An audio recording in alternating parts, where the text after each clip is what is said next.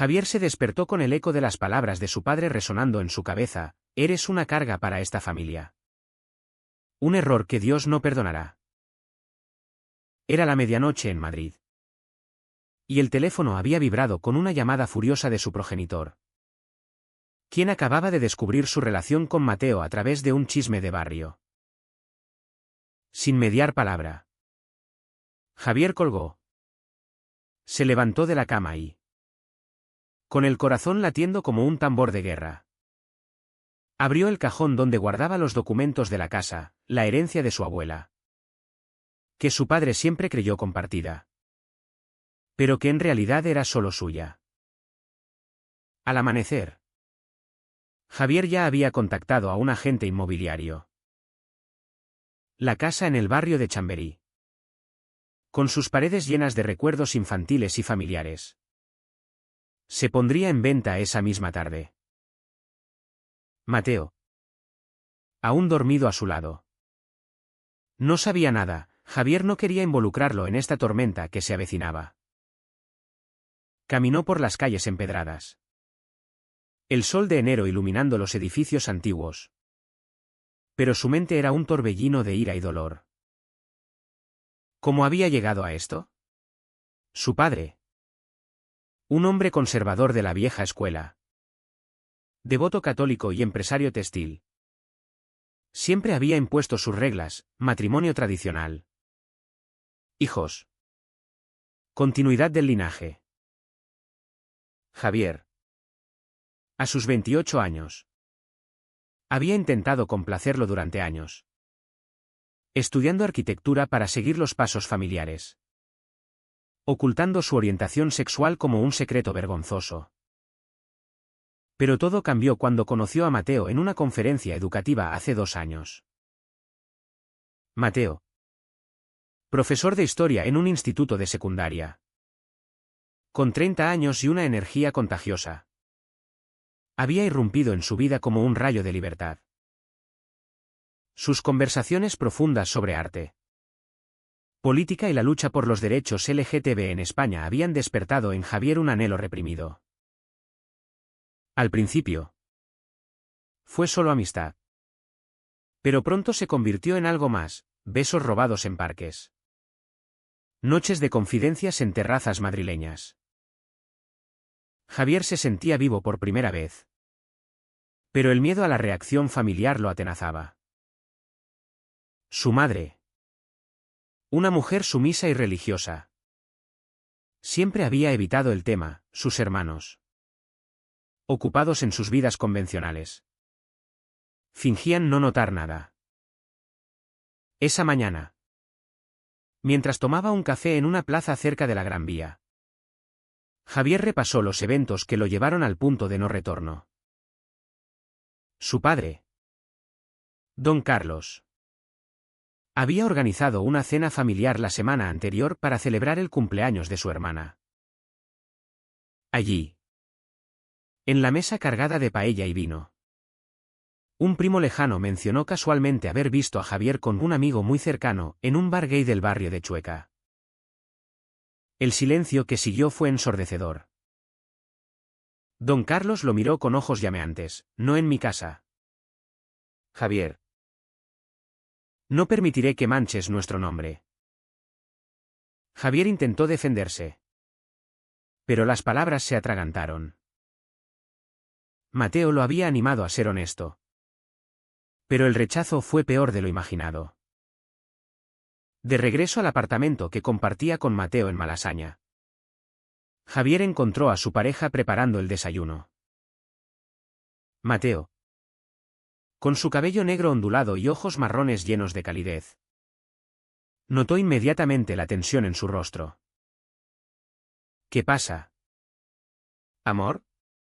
Pareces haber visto un fantasma. Javier se sentó, las manos temblando, y le contó la llamada nocturna. Mateo lo abrazó, susurrando palabras de apoyo: no eres una carga. Eres mi todo. Pero no dejes que te destruya. Sin embargo, Javier ya había tomado la decisión. La casa, valorada en cientos de miles de euros, era su única arma. Su abuela, una mujer progresista que había luchado por sus derechos en la época franquista, se la había dejado en testamento exclusivo, sabiendo quizá lo que vendría. Don Carlos siempre asumió que era patrimonio familiar, usándola para reuniones y prestándola a parientes. Venderla sería un golpe directo al orgullo paterno. El agente inmobiliario llegó al mediodía. Un hombre de mediana edad, trajeado y eficiente, tasó la propiedad rápidamente. Es una joya. Señor López. Podríamos cerrar en semanas. Javier firmó los papeles preliminares, sintiendo un nudo en el estómago. ¿Era esto venganza o liberación? La duda lo carcomía. Mateo, al enterarse, expresó preocupación. ¿Javi? Esto es grande. ¿Estás seguro? Tu familia te odiará. Pero Javier respondió con firmeza, ya me odian por quien soy. Al menos ahora tendré control sobre mi vida. La noticia se filtró rápido. Esa tarde, su teléfono explotó con mensajes. Su madre llorando, hijo. ¿Qué has hecho? Tu padre está furioso. Sus hermanos acusándolo de egoísmo. Don Carlos no llamó, en cambio. Envió un abogado con una demanda informal, alegando derechos morales sobre la propiedad. Javier se rió amargamente, no había base legal. Pero el conflicto familiar se intensificaba. En la cena con Mateo, discutieron las implicaciones. Esto no es solo sobre la casa, dijo Mateo. Es sobre aceptar quién eres, pese al costo. Javier asintió. Pero en su interior, el miedo a la soledad lo acechaba. ¿Valía la pena perder a su familia por amor? Los días siguientes fueron un torbellino. Visitas de posibles compradores irrumpieron en la casa, desenterrando recuerdos, la habitación donde jugaba de niño, el jardín donde su abuela le contaba historias de resistencia. Cada vez que un extraño elogiaba la arquitectura, Javier sentía una punzada de culpa. Mateo lo apoyaba, pero su propia vida se complicaba. Como profesor openly gay, había enfrentado discriminación en el trabajo. Pero nada como esto. Padres conservadores murmuraban sobre su influencia perniciosa. Una noche, Mateo llegó a casa con el rostro demacrado. Un colega me advirtió que el director podría revisarme por conducta inapropiada. Javier se sintió responsable. ¿Es por mí? Mateo negó. Pero la tensión crecía. En una reunión improvisada con sus hermanos en un café de sol, Javier intentó explicar. Papá me llamó carga. ¿Cómo esperáis que siga fingiendo? Su hermana mayor, casada y con hijos, lo miró con lástima. ¿Eres gay? Lo aceptamos. ¿Pero vender la casa? Es nuestro legado. Su hermano menor, más progresista, intervino. Papá es un dinosaurio. Pero esto lo matará. Javier se mantuvo firme. El legado es mío. Y elijo mi futuro. Salieron divididos, el lazo familiar resquebrajándose. Al final de la semana, un comprador serio surgió, una pareja joven, heterosexual. Irónicamente, Javier firmó el acuerdo preliminar. El dinero prometido liberándolo de deudas y permitiéndole empezar de nuevo con Mateo. Pero esa noche, solo en la cama mientras Mateo dormía, lloró en silencio. El precio de la libertad era alto: aislamiento, resentimiento, dudas eternas. ¿Había elegido correctamente? La sociedad española, pese a sus avances en derechos LGTB, aún albergaba prejuicios en familias tradicionales. Javier se preguntaba si su acto de rebeldía inspiraría o destruiría. La venta de la casa se concretó más rápido de lo esperado. 2 semanas después de la decisión impulsiva de Javier, los nuevos dueños firmaron el contrato final en la notaría de Chamberí. El cheque en sus manos representaba no solo euros, sino una declaración de independencia. Don Carlos, al enterarse por el abogado, montó en cólera. Llamó a Javier esa misma noche: traidor. Esa casa era de todos. Te desheredaré. Te borraré de mi vida. Javier. Con voz temblorosa pero resuelta, respondió: ya lo hiciste cuando me llamaste carga. Colgó, el corazón acelerado, y se refugió en los brazos de Mateo, quien lo consolaba en su pequeño apartamento. Mateo, siempre el optimista, sugirió usar parte del dinero para un viaje: vayamos a Barcelona. Alejémonos de este drama. Pero Javier sabía que huir no resolvería nada.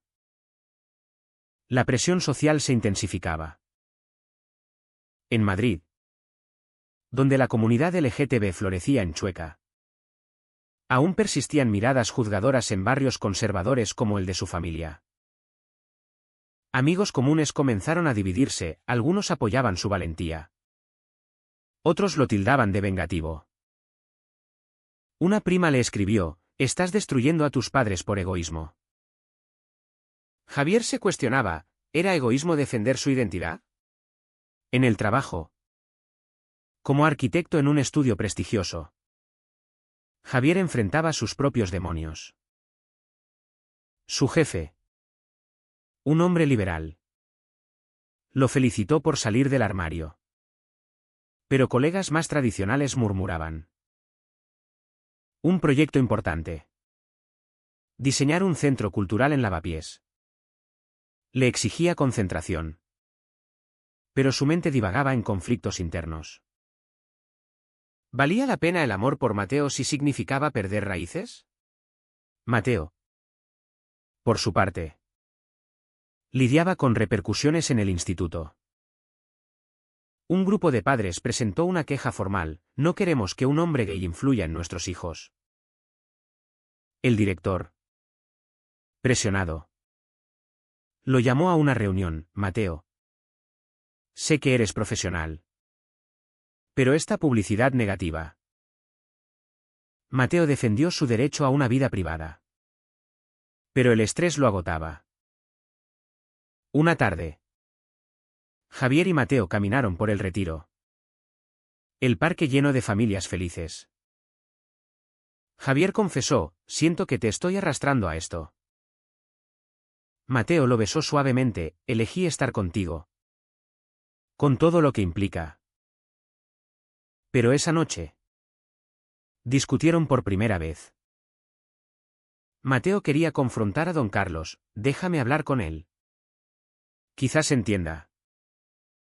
Javier se negó: solo empeorará. La tensión sexual no existía, en cambio. Era emocional. Un abismo de dudas. Javier se preguntaba si su relación resistiría. La familia de Javier organizó una intervención. En la antigua casa, ahora vacía, se reunieron sin él, don Carlos, la madre, hermanos. Discutieron estrategias para recuperar a Javier. La madre, con lágrimas: mi hijo no es malo, solo confundido. Don Carlos gruñó, confundido por ese pervertido de Mateo. Decidieron presionar legalmente, alegando manipulación emocional. Javier se enteró por un mensaje de su hermana: papá demandará por la casa. Consultó a un abogado amigo, quien confirmó: no tienen caso. Pero te desgastará. En paralelo, Mateo enfrentó un dilema ético. Un alumno suyo, un chico de 16 años cuestionando su sexualidad, le confió sus miedos. Mateo lo aconsejó: sé tú mismo, pese al costo. Pero hipócritamente, se preguntaba si aplicaba lo mismo. ¿Debería dejar a Javier para protegerlo? La idea lo torturaba. Una noche, solo en el balcón, fumó un cigarrillo, hábito que había dejado, y lloró. Javier lo encontró así: no me dejes. Por favor. Mateo lo abrazó: nunca. Pero la semilla de duda germinaba. El clímax familiar llegó en una cena forzada en un restaurante de la Plaza Mayor. Don Carlos invitó a Javier solo. Sentados frente a tapas intocadas, el padre habló: devuelve la casa o te repudio públicamente. Javier, con ojos llenos de rabia contenida: me repudiaste cuando me insultaste. Reveló detalles, como su abuela le dejó la casa sabiendo su orientación. Como don Carlos lo había ignorado en su juventud. El padre se defendió: la sociedad no acepta esto. Te protejo. Javier rió sarcásticamente: me destruyes. Salieron enemigos.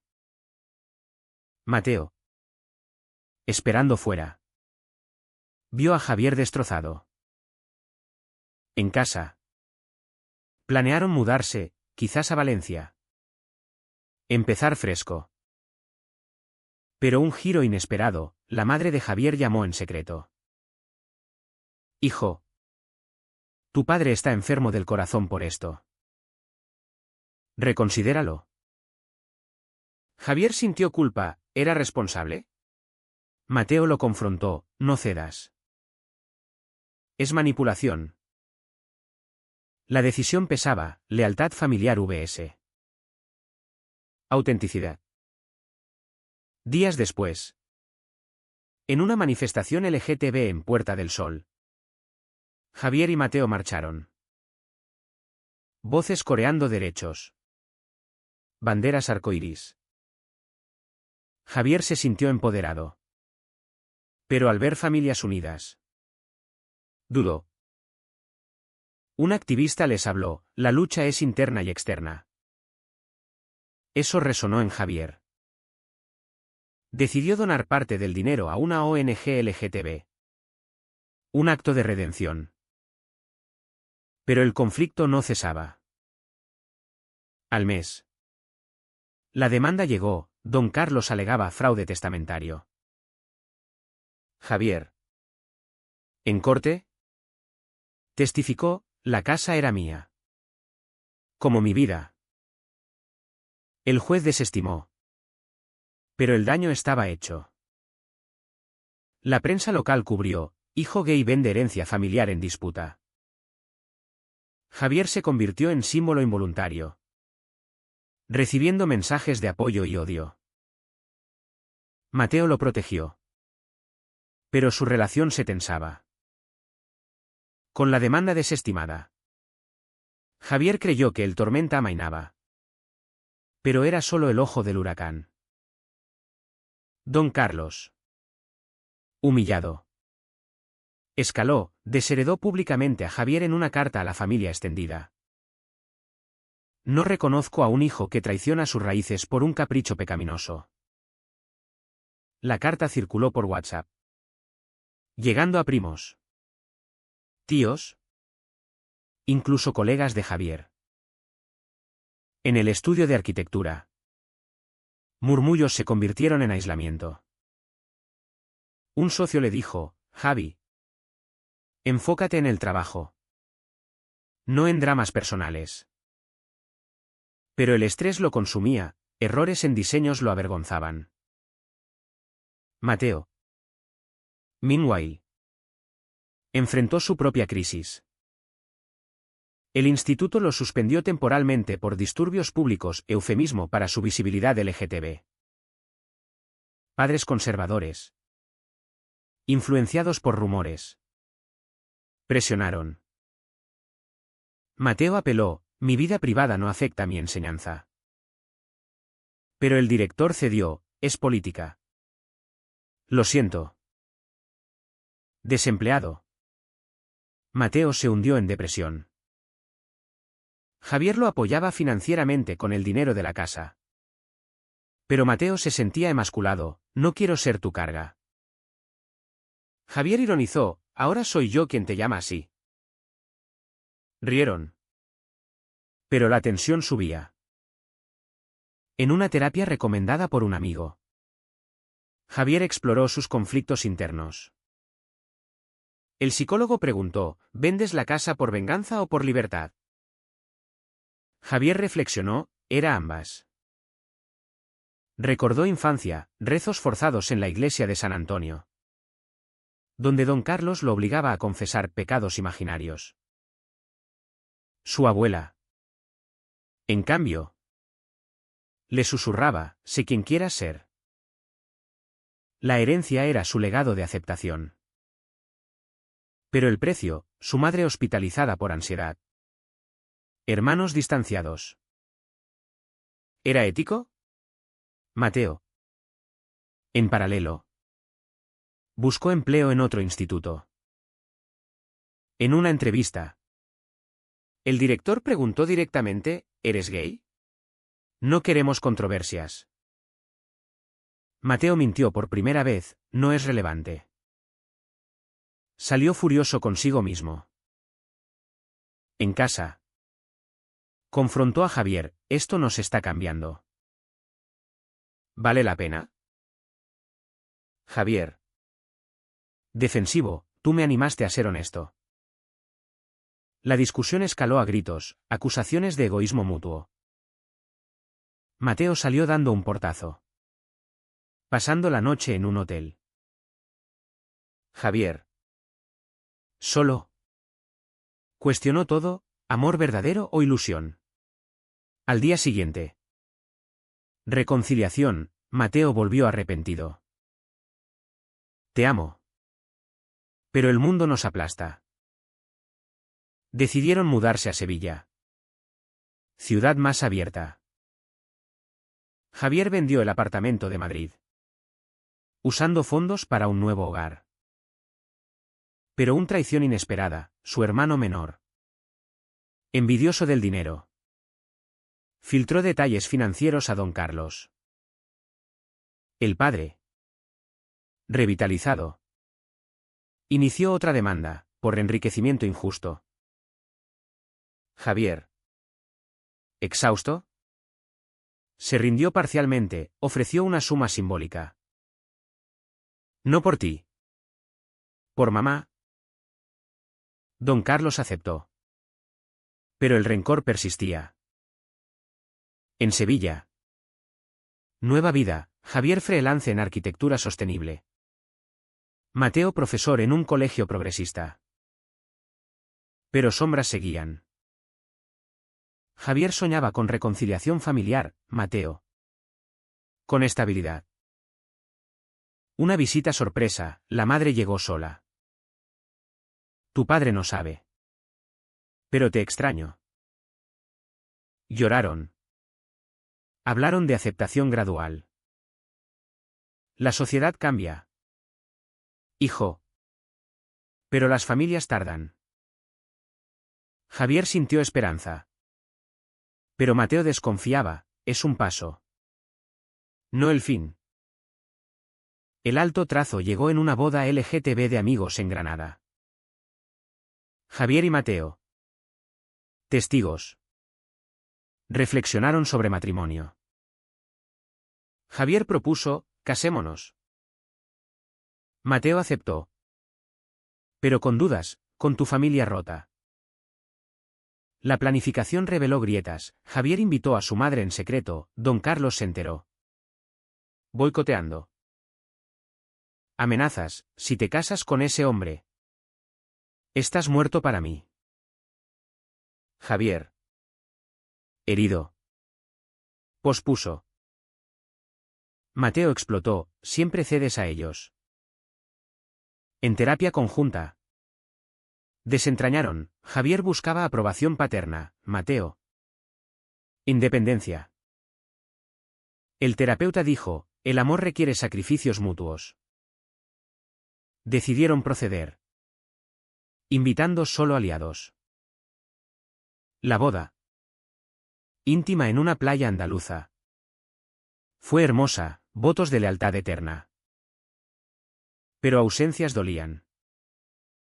Javier pronunció, por ti. Renuncio a lo tóxico. Mateo, juntos. Enfrentamos todo. Posboda.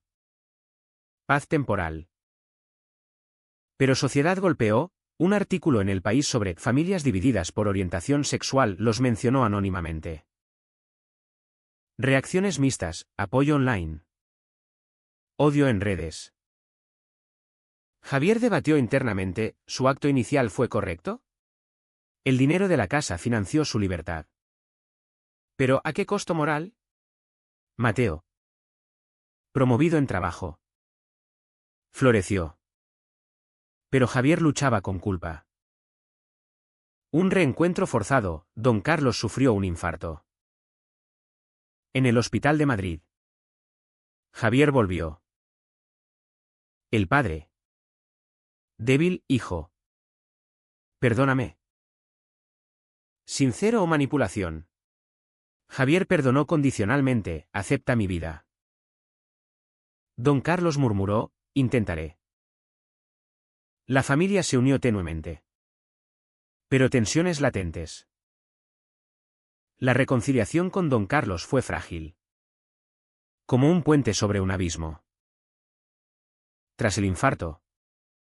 El padre prometió cambios, asistió a una misa inclusiva en una iglesia LGTB friendly de Madrid. Pero en privado. Confesó dudas, la Biblia dice. Javier, paciencia, la Biblia también dice amar al prójimo. La madre mediaba. Feliz por la tregua. Hermanos. Cautelosos. Reiniciaron contacto. Javier y Mateo visitaron la antigua casa ahora ajena para cerrar ciclos. Aquí empezó todo. Dijo Javier. Mateo, y aquí termina el viejo tú. En Sevilla. Su vida matrimonial florecía. Javier ganó un premio por un diseño ecológico, Mateo publicó un artículo sobre historia LGTB en educación. Pero presiones sociales persistían, en un evento familiar. Un tío comentó, es moda. ¿Pasará? Javier replicó, es mi realidad. Mateo lo respaldó. Pero internamente. Temía recaídas. Un dilema ético surgió, un sobrino de Javier. Adolescente. Confió ser gay. Javier aconsejó honestidad, Mateo advirtió cautela.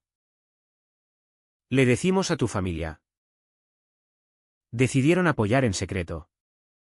Pero don Carlos descubrió. Acusando, corrompes a la siguiente generación. El conflicto renació. Javier enfrentó una elección, cortar lazos definitivos o perseverar. En una cena tensa en casa paterna. Argumentó, ser gay no es elección. Pero rechazarme sí lo es. Don Carlos. Postinfarto más reflexivo. Admitió, temía por ti en esta sociedad. Javier, la sociedad avanza, tú te atas al pasado. Lágrimas fluyeron, un abrazo tentativo selló progreso. Pero Mateo. Excluido. Se sintió marginado, soy tu esposo. No un secreto. Javier prometió integración. Meses después. Un giro, don Carlos invitó a Mateo a una charla privada. En un café de Chamberí. El padre dijo, no entiendo. Pero veo que amas a mi hijo. Mateo, y él te ama. Pese a todo. Un entendimiento nació. No perfecto. Pero real. La familia asistió a un evento LGTB juntos. Un paso simbólico. Javier sintió alivio. Pero cuestionaba, perdón genuino o concesión. El clímax personal, Javier escribió un libro autobiográfico. La casa vendida, una historia de identidad y traición. Publicación causó revuelo, debates en medios sobre prejuicios familiares en España post-matrimonio igualitario. Entrevistas revelaron daños, aislamiento inicial. Estrés en relación. Mateo Ceo escribió capítulos. Fortaleciendo su vínculo. Pero críticas, algunos lo tildaron de victimista, otros. Javier debatió internamente, ¿su decisión inicial fue moralmente correcta? El dinero financió libertad. ¿Pero justificaba el dolor infligido? En una conferencia en Barcelona. Javier habló, la sociedad nos obliga a elegir entre amor y familia. ¿Por qué? Preguntas del público reflejaron dilemas universales. Mateo. A su lado. Susurró, lo logramos. Pero un atentado, un grupo conservador protestó fuera. Gritando insultos. Javier sintió miedo renovado, ¿progreso ilusorio? De vuelta en Sevilla. Reflexionaron. Javier, vendí la casa por rabia. Pero gané autenticidad. Mateo, y perdimos inocencia. Decidieron adoptar un proceso largo, pero simbólico de futuro. La familia. Dividida. Opinó, don Carlos opuesto inicialmente. Luego aceptante. Nietos son nietos. Años condensados en momentos, aniversarios. Viajes. Desafíos. Javier. A los 32. Miró atrás, conflictos internos resueltos. Pero cicatrices permanecían. Mateo. Su ancla. Recordaba, el precio fue alto. Pero valió. La sociedad española evolucionaba. Con leyes protectoras. Pero prejuicios latentes. Javier se preguntaba, ¿su historia inspiraba cambio? En el epílogo de su vida diaria. Javier caminaba por el Alcázar de Sevilla con Mateo. Manos entrelazadas. Si pudiera volver. ¿Cambiarías algo? Mateo, no. Nos hizo más fuertes. Javier sonrió. Pero en su corazón. Una duda eterna, ¿fue correcto vender la casa como acto de rebeldía? ¿Fue moralmente justificable que Javier vendiera la casa familiar como respuesta al rechazo de su padre? ¿O fue un acto de venganza egoísta que priorizó su dolor personal sobre el bienestar colectivo de la familia?